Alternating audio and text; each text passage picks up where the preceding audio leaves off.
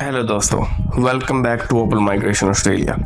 आज की इस वीडियो में हम बात करेंगे कि कैसे आप अपनी इंटरनेशनल क्वालिफिकेशन और वर्क एक्सपीरियंस के बेस पे ऑस्ट्रेलिया की डायरेक्ट परमानेंट रेजिडेंसी हासिल कर सकते हैं। Before I explain everything, I would like to share my own story. लगभग आज से 20-22 साल पहले जब मैंने ऑस्ट्रेलिया आने का फैसला किया, उस वक्त मैंने इंडिया में अपनी कंप्यूटर इंजीनियरिंग की पढ़ाई पूरे किए हुए मुझे 7 साल हो गए थे और मैं उन 7 सालों से एक इंडिया की बड़ी कंपनी के साथ एज ए सीनियर इंजीनियर के रूप में काम कर रहा था। ठीक है, तो मेरे पास क्वालिफिकेशन भी थी और मेरे पास अच्छा खासा एक्सपीरियंस भी था और मेरी एज भी बड़ी कम थी उस टाइम। तो जब मैंने ऑस्ट्रेलिया आने का फैसला किया तो मैंने इंडिया में, जैसे कि सभी लोग करते हैं, वहाँ एजेंट्स के पास गया और अपने वीज़ा ऑप्शंस जानने के लिए जो है मैं बहुत एजेंटों के पास गया वहाँ पे। तो किसी भी एक एजेंट ने मुझे ये सलाह नहीं दी कि आपकी स्किल की ऑस्ट्रेलिया में हाई डिमांड है और आपको जो है डायरेक्ट परमानेंट रेजिडेंसी अप्लाई करनी चाहिए। इसके बजाय सभी ने मुझे ऑस्ट्रेलिया में स्टूडेंट वीज़ा पे आने की सलाह दी। तो दोस्तों, आखिरकार उनके कहने पे मैं ऑस्ट्रेलिया में बैचलर्स ऑफ आईटी करने के लिए स्टूडेंट वीज़ा पे आ गया। और दोस्तों, ये जिन एजेंट्स के पास मैं इंडिया में गया था, मैं चंडीगढ़ का रहने वाला हूँ और मैं जो एजेंट्स के पास वहाँ पे गया था उस टाइम में, वो एजेंट्स कोई छोटे मोटे एजेंट नहीं थे दोस्तों। और उन सभी एजेंटों ने मुझे स्टूडेंट वीज़ा पे आने की सलाह दी, क्योंकि डायरेक्ट पीआर के लिए अगर वो मुझे सलाह देते, पहली बात तो मुझे ये नहीं पता कि वो उनके पास डायरेक्ट परमानेंट रेजिडेंसी अप्लाई करने के लिए इतना स्किल सेट भी था या नहीं। ठीक है, वो कर भी पाते या नहीं। ठीक है, लेकिन किसी भी एक एजेंट ने मुझे ये नहीं कहा कि आपके पास इनफ एक्सपीरियंस है, आप डायरेक्ट पीआर क्यों नहीं जाते, आप स्टूडेंट वीज़ा पे क्यों जाएंगे।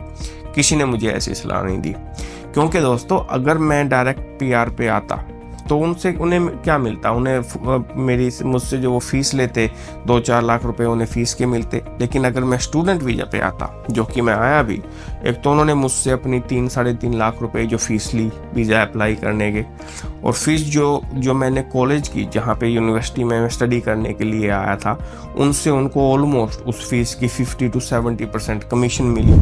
ठीक है, तो वो उनके लिए एक फाइनेंशियली जो है एक बिजनेस का अच्छा ऑप्शन था। तो इसीलिए उन्होंने मुझे स्टूडेंट वीज़ा पे आने की सलाह दी।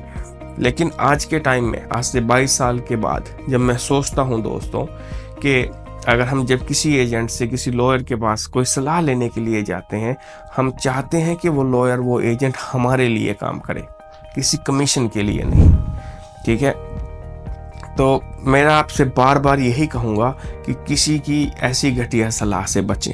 ठीक है, अगर आपने पहले ही कोई डिग्री, कोई क्वालिफिकेशन, डिप्लोमा या आईटीआई किसी भी फील्ड में कर रखा है और आपके पास अच्छा खासा वर्क एक्सपीरियंस भी है और आपके एजेंट आपको सलाह देते हैं कि आप स्टूडेंट वीज़ा पे जाएं, तो जितना हो सके उनके ऑफिस से भागें, जितनी जल्दी हो सके उनके ऑफिस को छोड़ें और भागें। ठीक है, क्योंकि वो एजेंट आपके लिए नहीं, वो कमीशन के लिए काम कर रहा है। ठीक है, मैंने अपना ये एक्सपीरियंस जो है आपसे इसलिए साझा किया क्योंकि जो मेरे साथ हुआ दोस्तों, जो आज से 20-22 साल पहले मेरे साथ हुआ, वो आज भी हर रोज लाखों लोगों के साथ होता है।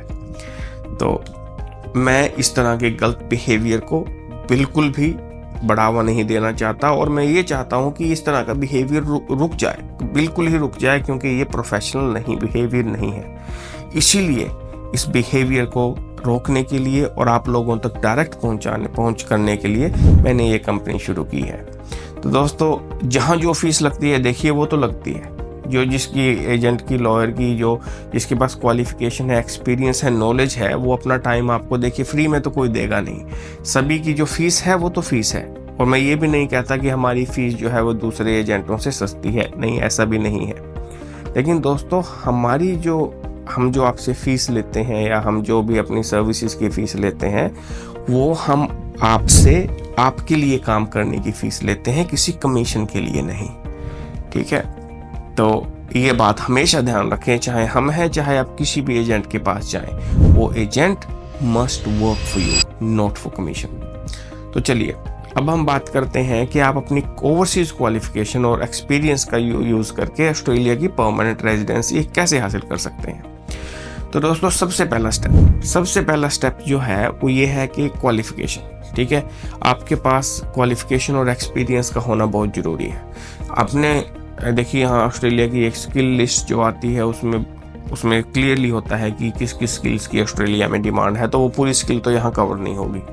लेकिन रफली देखिए, आप जैसे आपने इंजीनियरिंग की होती है या आपने हॉस्पिटैलिटी में कोई क्वालिफिकेशन है आपकी, चाहे वो डिग्री है, डिप्लोमा है या सर्टिफिकेट है, तो आपकी सबसे पहले तो आपके पास क्वालिफिकेशन होनी चाहिए। फिर उसी क्वालिफिकेशन के बेस पे आपके पास मिनिमम 3 इयर्स का एक्सपीरियंस होना चाहिए। ठीक है, जब आपके पास ये दोनों चीज़ें हैं तो आप दूसरा स्टेप जो है वो है स्किल असेसमेंट। तो स्किल असेसमेंट क्या है दोस्तों, कि आपका जो ओवरसीज वर्क एक्सपीरियंस और जो क्वालिफिकेशन है उसको हमें यहाँ पे एक रेलेवेंट ऑस्ट्रेलियन स्किल अथॉरिटीज़ के पास स्किल असेसमेंट की एप्लीकेशन डालनी होती है, जो कि ये असेस करते हैं कि आपकी जो ओवरसीज क्वालिफिकेशन और जो एक्सपीरियंस है वो ऑस्ट्रेलियन मार्केट के लिए सूट करता है या नहीं। ठीक है, ये एक बड़ा हाईली टेक्निकल काम होता है। इसके लिए जो है आपको इतनी चिंता करने की ज़रूरत नहीं है, वो जो है हमारी टीम अच्छे से आपके लिए हैंडल करती है वो सारा काम।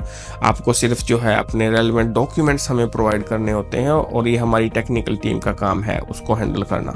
ठीक है, तो ये 2 स्टेप बहुत इंपॉर्टेंट है, आपकी क्वालिफिकेशन और एक्सपीरियंस, और फिर जो है पॉजिटिव स्किल्स असेसमेंट। तो जब आप ऑस्ट्रेलिया में स्टूडेंट वीज़ा पे आते हो और आपकी यहाँ पे पढ़ाई कंप्लीट हो जाती है, उसके बाद भी जो प्रोसेस यहाँ पे स्टडी करने के बाद फॉलो की जाती है वो भी यही प्रोसेस है। अपनी स्टडी कंप्लीट कीजिए, अपनी स्किल असेसमेंट अप्लाई कीजिए और अपना वीज़ा अप्लाई कीजिए। तो जो प्रोसेस यहाँ की क्वालिफिकेशन के बेस पे है दोस्तों, वही ओवरसीज की भी प्रोसेस है। तो अपने जैसे इंडिया में या पाकिस्तान या बांग्लादेश जहाँ कहीं से भी है, क्वालिफिकेशन आपके पास है, एक्सपीरियंस आपके पास है, पॉजिटिव स्किल असेसमेंट करवाना हमारा काम है। जब ये 3 चीज़ें आपके पास हो जाती हैं, all you have to do is to apply your visa. ठीक है, आपको सिर्फ फिर वीज़ा ही अप्लाई करना होता है। बड़ी स्ट्रेट फॉरवर्ड सिंपल प्रोसेस है दोस्तों। तो दोस्तों, जिसने अपनी लाइफ में जो स्टडी और एक्सपीरियंस आपने इकट्ठा किया है ओवरसीज काम करते हुए, यदि आप उसका यूज़ नहीं करते, जैसा कि मैं नहीं कर पाया था आज से 20 साल पहले, क्योंकि मुझे सलाह देने वाले एजेंट्स जो हैं वो मुझसे पैसे लेके भी कमीशन के लिए काम कर रहे थे, ऐसे एजेंटों से बचना बहुत ज़रूरी है। क्योंकि जो क्वालिफिकेशन, जो एक्सपीरियंस आपने चाहे कहीं पे भी है, किसी भी कंट्री से में काम करके पढ़ के हासिल किया है, उसकी वैल्यू उतनी ही है जितनी ऑस्ट्रेलिया की स्टडी और यहाँ की क्वालिफिकेशन और यहाँ के एक्सपीरियंस की है। ठीक है दोस्तों, तो ये बात, अगर आप इस वीडियो से कोई मैसेज दूसरा गेन करें या ना करें, सिर्फ ये मैसेज गेन करें कि doesn't matter way you are from, alright, आपकी क्वालिफिकेशन कहीं की भी हो, आपका एक्सपीरियंस कैसे कहीं का भी हो, किसी भी कंट्री का क्यों ना हो, उसकी वैल्यू उतनी ही है जितनी ऑस्ट्रेलिया में काम करके एक्सपीरियंस या यहाँ की क्वालिफिकेशन की वैल्यू है। ठीक है दोस्तों, तो मैं उम्मीद करता हूँ कि आपने मेरे एक्सपीरियंस से और मेरे साथ जो हुआ उससे कुछ सीखा होगा। अगर आप भी इस समय इस डिसीजन से जूझ रहे हैं कि ऑस्ट्रेलिया में आना है और हम ऑस्ट्रेलिया के लिए वीज़ा के लिए कौन से वीज़ा के लिए क्वालिफाई करते हैं या हमारे क्या ऑप्शंस हैं, अगर आपके दिमाग में आज ये क्वेश्चन चल रहे हैं तो मैं आपसे यही कहूँगा कि आप हमसे कांटेक्ट करें। ठीक है, हम आपको सही डायरेक्शंस में गाइड करेंगे। और हाँ दोस्तों, ये मैं आपसे प्रॉमिस करता हूँ कि हम जो है वो काम आपके लिए करेंगे, कमीशन के लिए नहीं।